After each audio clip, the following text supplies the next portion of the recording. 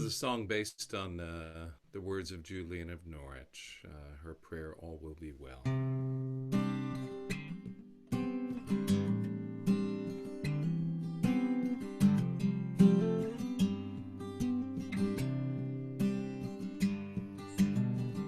All will be well.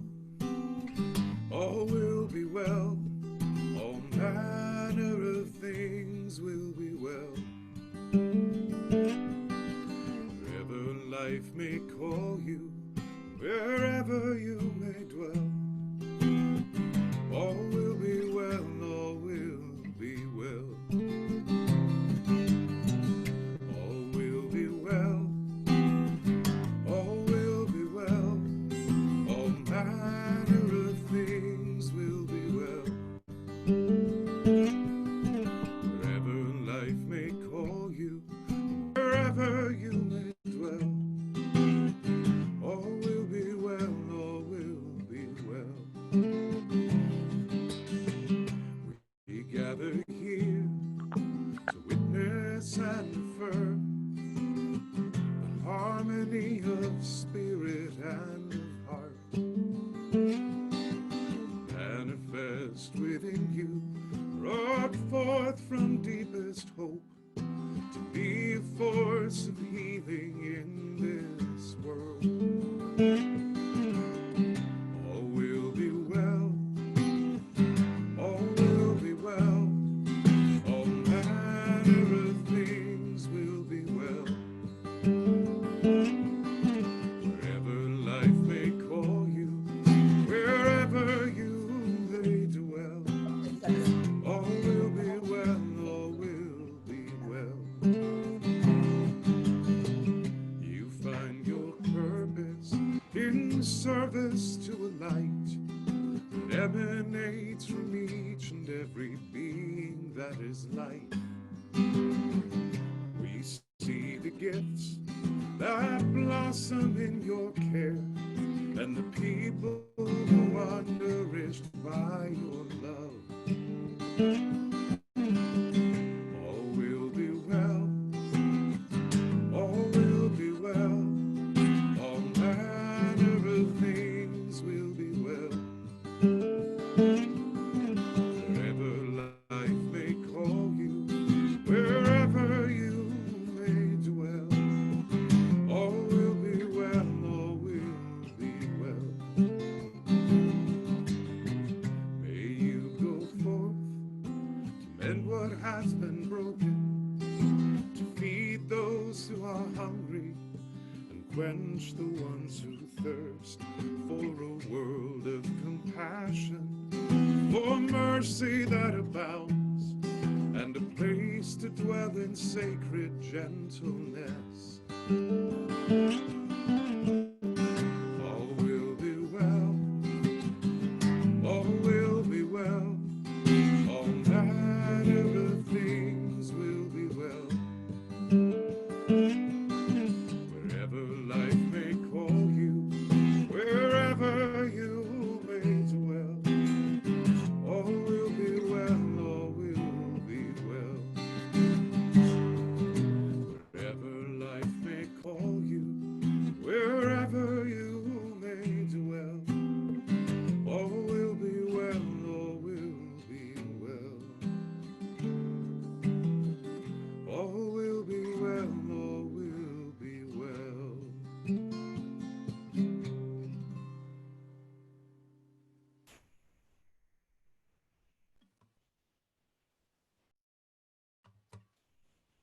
Thank you. It was beautiful.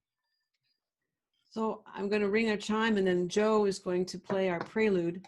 And I just want to give you a little introduction to Joe. Joe Jenks is a 20-year veteran of the international folk circuit, an award-winning songwriter and celebrated vocalist based in DeKalb, Illinois. He is known for his performances of musical beauty, social consciousness, and spiritual exploration. Joe delivers engaged music narratives filled with heart, soul, groove, and grit. Blending well-crafted instruments with vivid songwriting, Joe serves it all up with a lyrical baritone voice that has the edgy richness of a good sea salt caramel. Co-founder of Harmony Trio Brother Son, Joe Jenks has penned several #1 folk songs, including the ever-relevant Lady of the Harbor, and has become a fan favorite throughout North America and beyond. Joe has performed and preached in over 200 Unitarian Universalist congregations in the US, Canada, and Ireland, and is also a dual US-Irish citizenship, has dual US-Irish citizenship. If you're interested in purchasing recordings from Joe, you can write to Joe Jenks at hotmail.com, or you can go to joejenks.com and find out more information and purchase his wonderful music. So without further ado, I'm going to do our chime.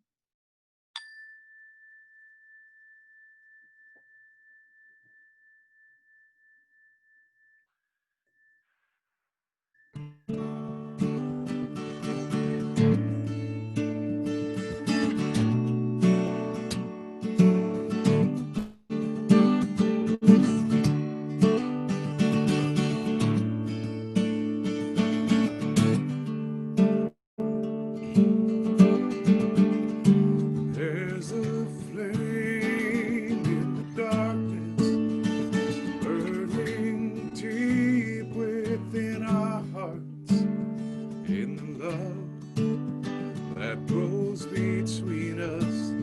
This is where the journey starts. There is hope in the stillness. There is solace in our friends and in the love that grows between us. This is where the isolation ends. Come full circle in a moment. Hold no shame in what you feel. This old world will keep on turning, and our broken hearts will heal.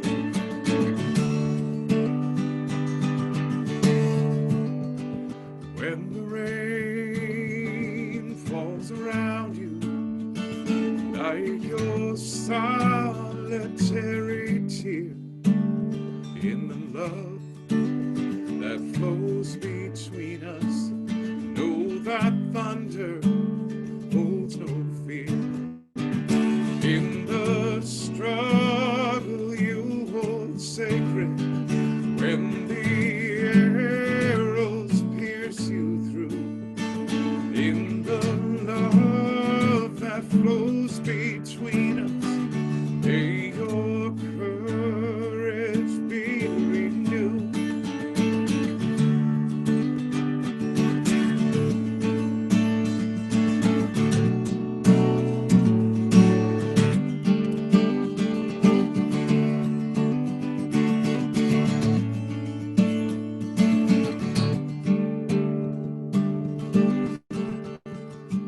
There is music in each silence. There is promise in each day, and in the love that holds between us, may we always find our way. A full circle in a moment.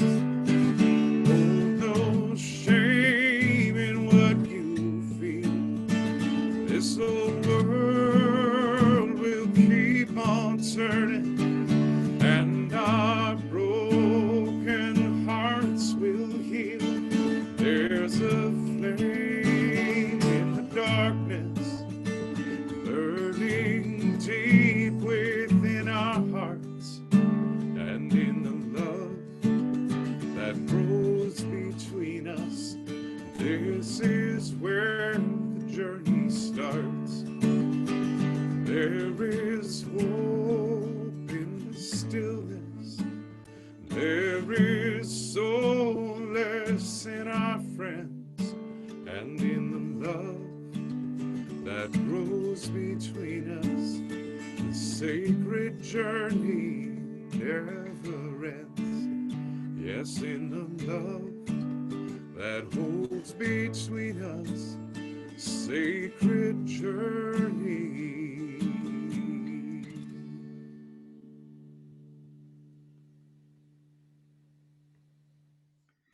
That was titled Flame in the Darkness. It's one of Joe's new pieces.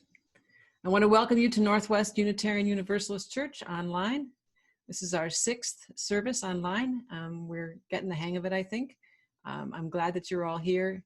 It's good to see your faces. Our chalice lighting this morning comes from Jack Mendelson, a colleague.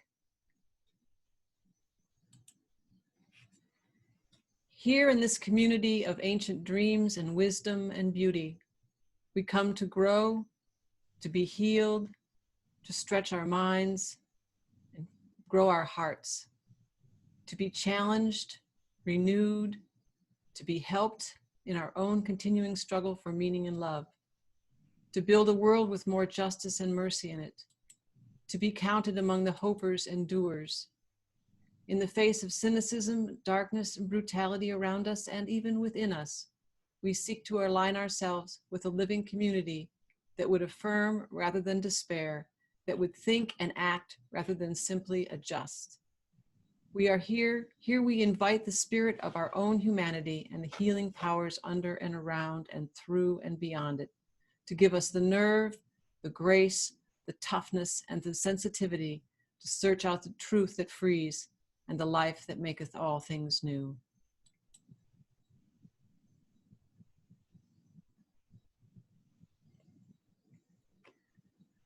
Our offering this morning will be split with an organization called We the People of Detroit, and Monica Patrick, who is its co-founder and executive director, is here to speak to us this morning about what's happening in Detroit and how we can be helpful. Good morning, everyone. Peace and blessings.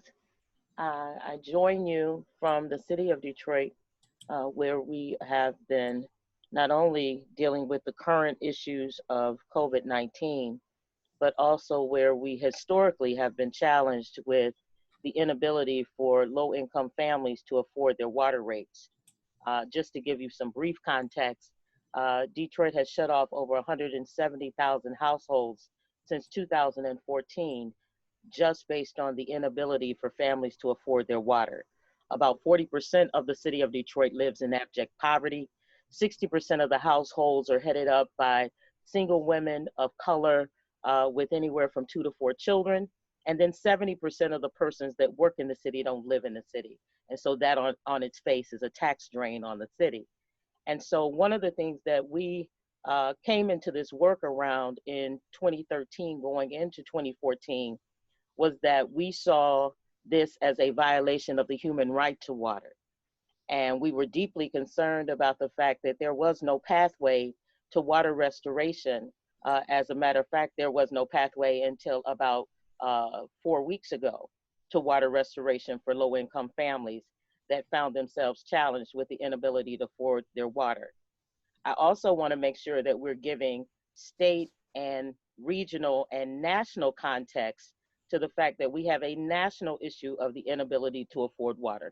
15 million Americans are challenged with the ability to not afford their water. And based on research done by Dr. Elizabeth Mack at Michigan State University in 2017, we are on pace by the year 2022 for about 40% of the nation to not be able to afford water. And of course, that data was that was post-COVID-19. Where we are now, and some of the maps that have been pulled up for you, one of them there is a map of the hotspots of COVID-19 in the city of Detroit. And if you'll look at where the green dots are, that shows you where there is some concentration, but the highest concentration is where the red dots are, and the yellow is another level of intensity in terms of those concentrations. If Reverend Kimmy will take you to the next map, you will see data that we put together in 2016 because we, the people of Detroit, were challenged by the fact that as we were interfacing with Henry Ford Health Systems and talking with legislators and policymakers across the state of Michigan, people really found it difficult to believe that water rates were as high as they are in the city of Detroit. Water rates have gone up over 400% in the last 20 years. They have actually gone up within that 400%, 120% in the last 10 years. And so that kind of increase along with the fact that wages have not kept pace, along with the fact that you have a significant portion of the pensioners and workers in the city of Detroit that lost between 11 and 22% of their pension, that lost 50% of their health care, and that many of those persons also were under the burden of $600 million in illegal and unconstitutional foreclosures. So the compounding of all of that illegal debt, unconstitutional debt, and then the fact that as a nation, we were going through a financial crisis prior to 2008 of a magnitude that we had not seen since the Great Depression. And so when we looked at water shutoff data from 2016, Reverend Kimmy, if you can go to the next slide, that slide actually shows you that you see deep correlation between the COVID-19 hotspot data that you're looking at right now, and then the map that Reverend Kimmy is going to pull up is actually 2016 water shutoff data in the city of Detroit. And so that correlation within itself shows that as you are shutting off water in communities and denying access to just what is considered a basic frontline level of public health defense, even without a pandemic, even prior to COVID-19, Detroit was sitting in southeastern Michigan, which had the highest number of hepatitis A cases documented in American history. And so we were already weathering an epidemic of hepatitis A as we entered into this new pandemic of COVID-19. And so I know that there is more that the service has to render, and there may be possible questions. So I wanted to just make sure I left room for that. But I would just say to the congregation this morning that we cannot in good conscience consider ourselves the leaders of the free world.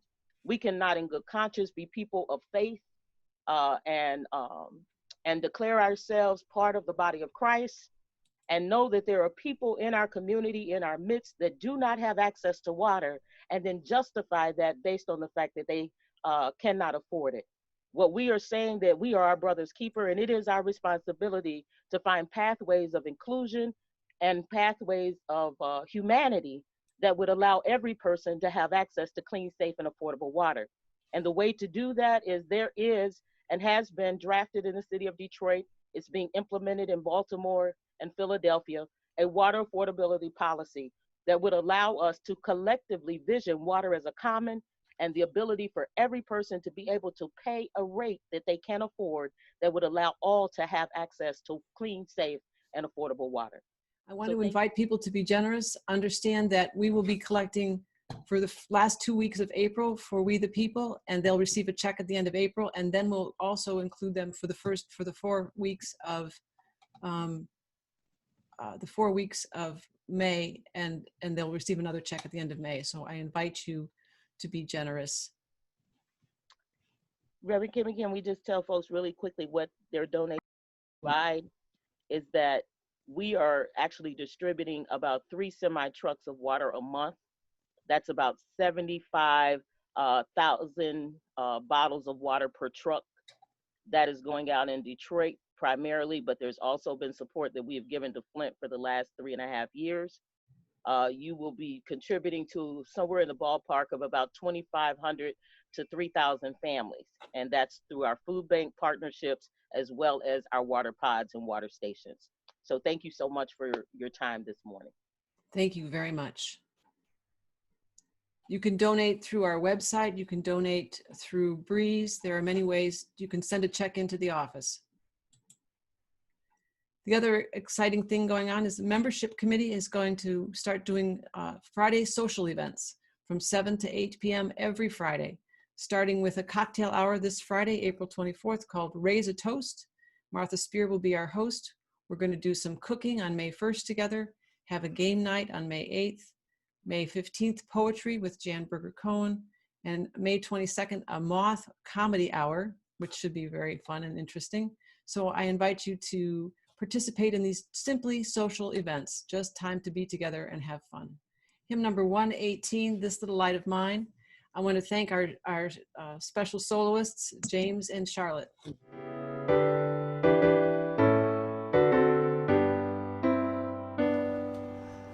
This little light of mine, I'm gonna let it shine. This little light of mine, I'm gonna let it shine. This little light of mine, I'm gonna let it shine. Let it shine, let it shine, let it shine. Everywhere I go, I'm gonna let it shine.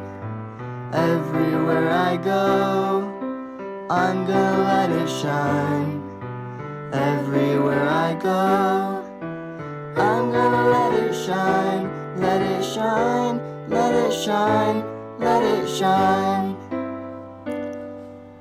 Building up a world, I'm gonna let it shine. Building up a world, I'm gonna let it shine. Building up a world, I'm gonna let it shine. Let it shine, let it shine, let it shine.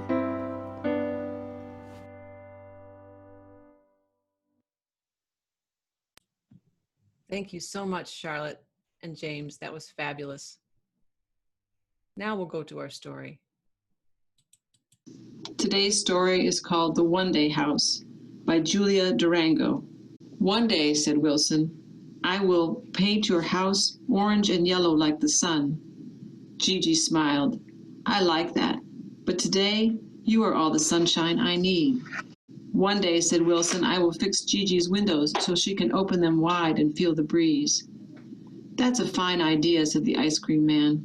Fresh air is good for the soul.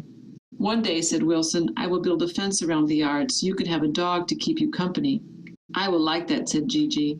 But today I have all the company I need. One day, said Wilson, I will fix the stairs so Gigi can sit on the balcony and see forever. That's a beautiful idea, said a passing neighbor. Everyone enjoys a pretty view, agreed her friend. One day, said Wilson, I will fix the chimney so you can make a fire to keep you cozy. I will like that, said Gigi. But today you are all the warmth I need. One day, said Wilson, I will fix the roof on Gigi's house to keep out the wind and snow. That's a smart idea, said the librarian. There's nothing better than a snug house on a wintry day. One day, said Wilson, I will fix your piano so you can play music again. I will like that, said Gigi. But today you are the song in my heart. One day, said Wilson, I will plant a garden for Gigi so she can be surrounded by flowers. That's a great idea, said Wilson's teacher. It's fun to watch things grow. One day, said Wilson. One day is here. One day, said Gigi, is a very nice day indeed. One day, said Wilson, is the best day ever. Gigi smiled. The very best, she agreed. Just like you. Now we'll hear from Joe. Love will guide my way. So this is a song I wrote just as as the COVID curtain was coming down. It was just in my head one morning about a month ago. Feel free to sing along from home. I will greet the morning, and I will greet the day, and I will greet the evening. Love will guide my way. I will greet the morning, and I will greet the day, and I will greet the evening. Love will guide my way. The sun goes down, the sun comes up, the earth goes round, and I fill my cup with the goodness all around me. I know love will guide my way. And I will greet the morning, and I will greet the day, and I will greet the evening. Love will guide my way. The money comes and the money goes. I count my blessings, count my woes, but the kindness all around me grows.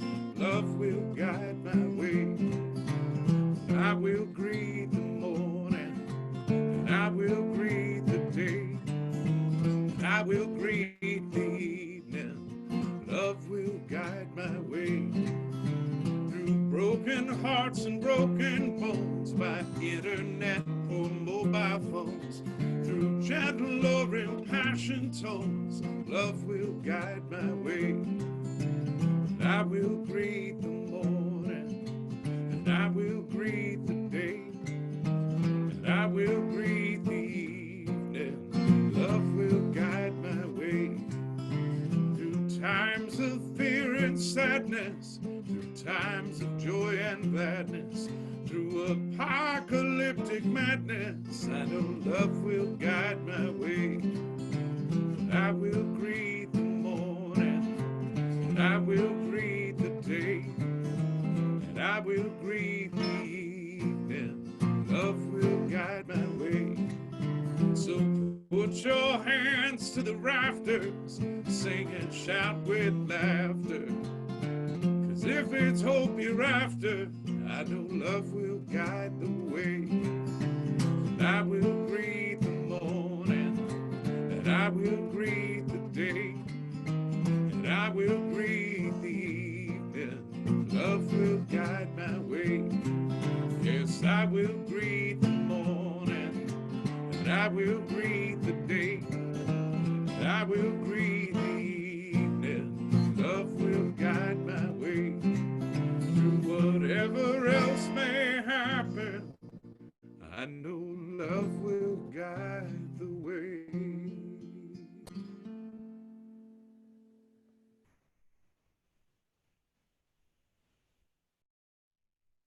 Thank you so much, Joe.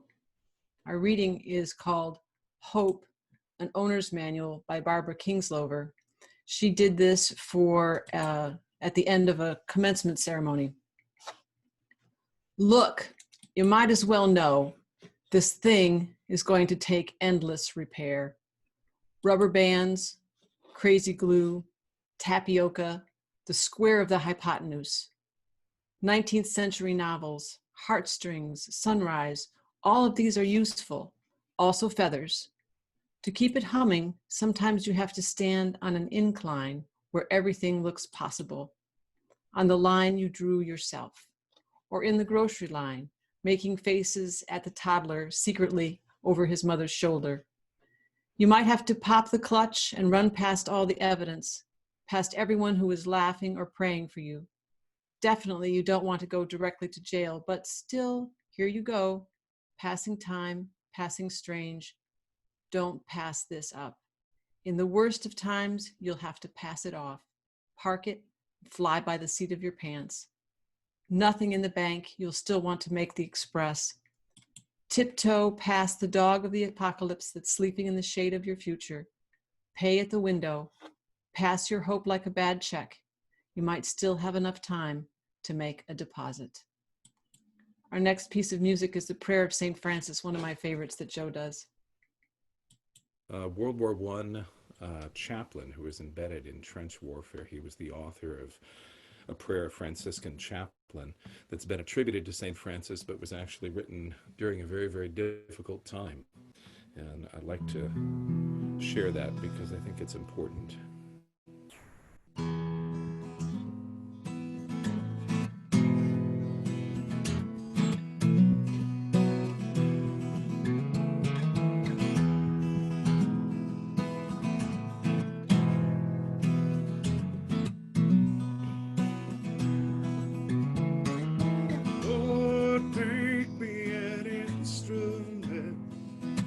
Instrument of your peace.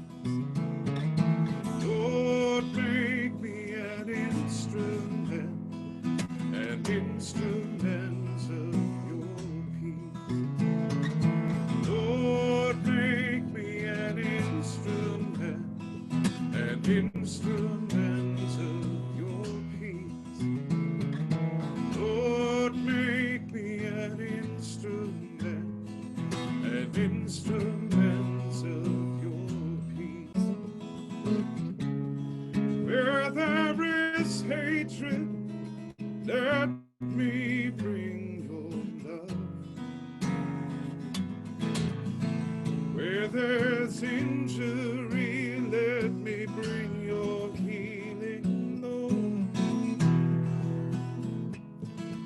Where there's a shadow of doubt within,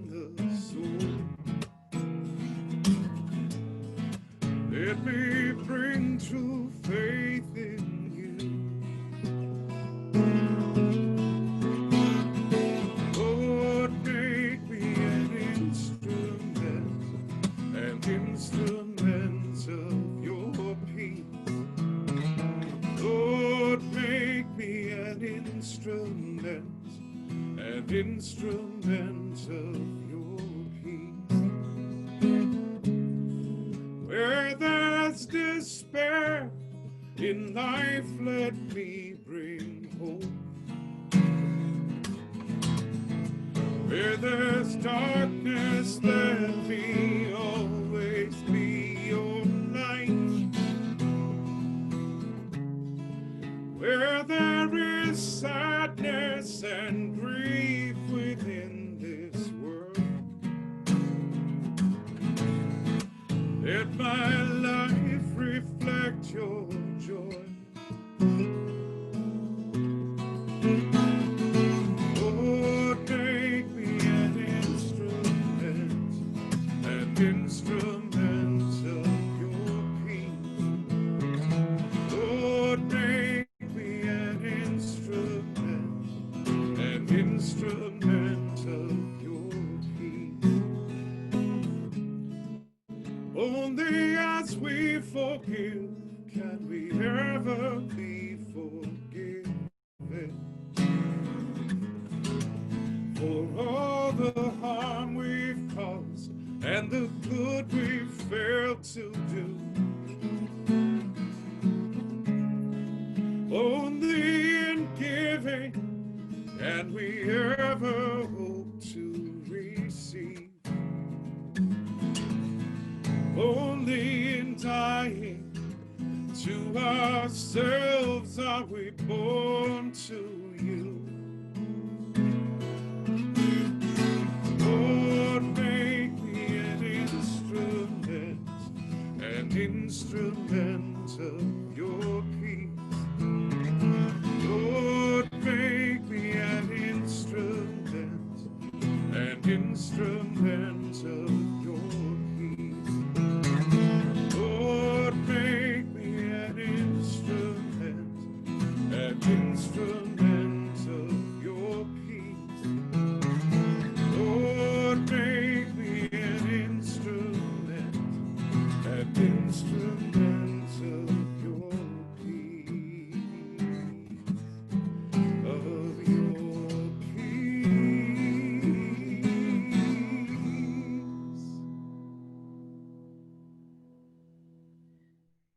That song has become my mantra.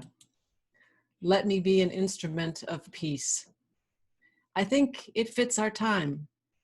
Where there is despair, let me bring hope. A wonderful ideal and not easy. This is hard stuff. Bringing hope, however, is the task that we each face. We must reach deeply inside, if that's where we find our strength, or search upwardly and outwardly into the divinity for hope. We all need it, and we can all give it. I like the words of Denise Levertov. I have a small grain of hope, one small crystal that gleams clear colors out of the transparency. I need more. I break off a fragment to send to you. Please take this grain of hope so that mine won't shrink. Please share your fragment so that yours will grow. Vice Admiral James Stockdale was held as a prisoner of war during Vietnam. To survive the experience, Stockdale said he relied on a mix of hope, which he called the need for absolute, unwavering faith that you will prevail, and realism, the discipline to begin by confronting the brutal facts, whatever they are. I think the same strategy could be helpful in this pandemic. Hope is the understanding, the belief, and the faith that we will prevail. This will come to an end. Humanity will develop an immunity. He tempered that with realism. This is not going to be easy. There are many hard days ahead, and we can be instruments of hope and peace in each other's lives. We can start by defining success. We feel hopeless when we perceive we will not be successful. I like Emerson's definition of a successful life: to laugh often and much, to win the respect of people and the affection of children, to earn the appreciation of honest critics, and to endure the betrayal of false friends, to appreciate beauty, to find the best in others, to leave the world a bit better, whether by a healthy child, a garden patch, or a redeemed social condition. To know that even one life has breathed easier because you have lived. This is to have succeeded. I think I can do that. There is hope that if I define this success as leaving the world a bit better than I found it, then I can be successful. It's hard, but essential that we redefine success. It's not measured in numbers in the bank account or possessions owned. Forgiveness, healing, joy, these are markers of success. Seeing our successes brings us hope. Some have turned to the pandemic of 1918 for help and advice. Smithsonian Magazine had an article containing diaries from that time. A physician named N. Roy Grist described the devastation in the hospital to his friend Bert. Grist notes how much he wishes Bert, a fellow physician, was stationed at the same fort as he was. He wrote, "It's more comfortable when one has a friend about. I want to find some fellow who will not talk shop, but there ain't none. No, not now. We eat it, we sleep it, we dream it, to say nothing of breathing it 16 hours a day. I would be grateful indeed if you would drop me a line or two once in a while, and I promise that if you ever get into a fix like this, I'll do the same for you." Sage advice from 100 years ago. Drop each other a line or two once in a while. In 1918, phones were not even that common. Today, we have many more modes of bringing hope to one another. It's great to see and hear about all the phone calls made, the emails being sent, the cards that bring cheer. Finally, I want to return to our dear friend, Fred Rogers. His mother told him to look for the helpers, and they are everywhere. Mindful.org listed many. People are self-organizing to help, taking food to hospital staff, fostering animals, picking up and delivering medicines. Our own people, Leah delivered some Lysol to Shay, and Carla delivered supplies to care for Sharon. Stores are designating special hours for at-risk shoppers. The Chinese Red Cross just sent 30 tons of equipment to Italy. The online and neighborhood in-person music that is being offered. All around the world, healthcare workers are being applauded and sung to, and yard signs thanking them for their service. The National Basketball Association players are paying wages for their arena employees, and that's just a start. There's so much that brings hope. So let's take a few minutes now and talk about what brings you hope. In a moment, I'll call on you to share what brings you hope. If you want to raise your hand, I will read Denise Levertoff's words one more time. I have a small grain of hope, one small crystal that gleams clear colors out of transparency. I need more. I break off a fragment to send to you. Please take this grain of hope so that mine won't shrink. Please share your fragment so that yours will grow. What are the fragments that you have that are hopeful? I invite you to raise your hand and I'll call on you and we can share what brings us hope.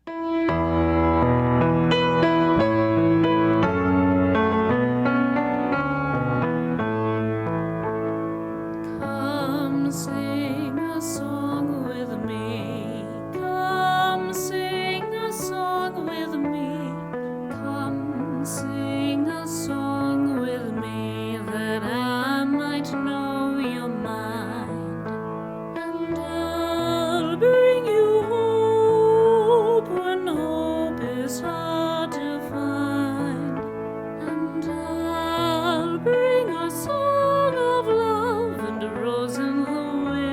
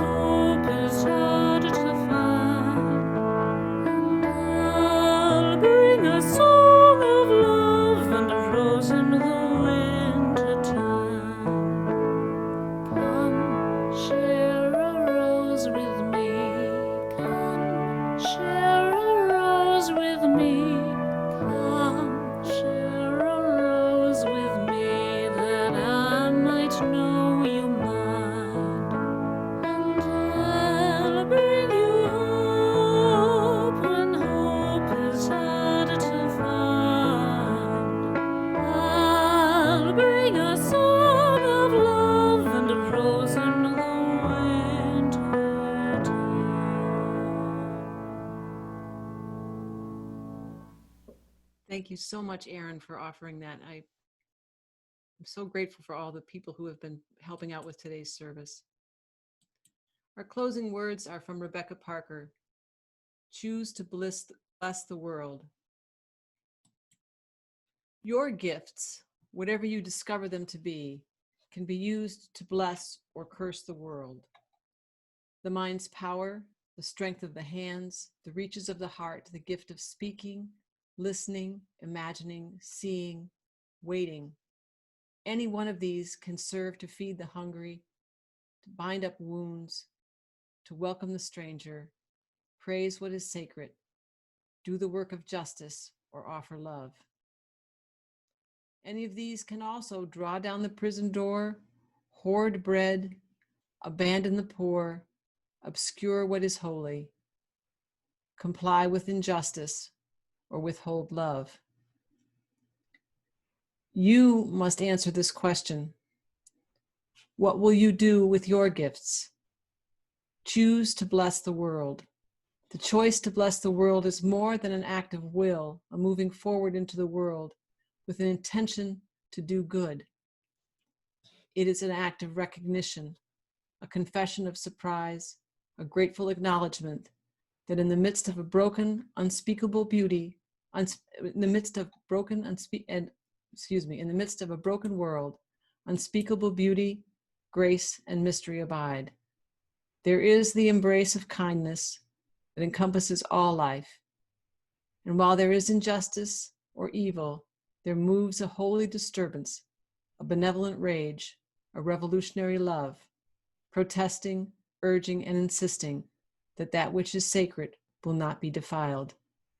Those who bless the world live their life as a gesture of thanks for this beauty. The choice to bless the world can take you into solitude to search for the sources of power and grace. The choice will draw you into community, the endeavors shared, the heritage passed on, the companionship of struggle, the importance of keeping faith, the life of ritual and praise, the comfort of human friendship, the company of the earth, the chorus of life welcoming you. None of us alone can save the world. Together, that's another possibility.